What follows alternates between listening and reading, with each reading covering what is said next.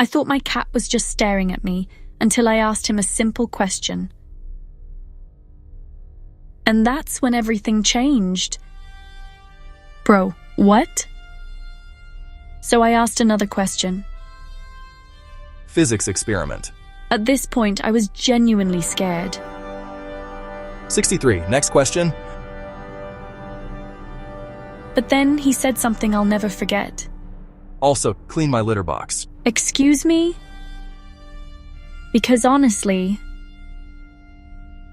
listen carefully.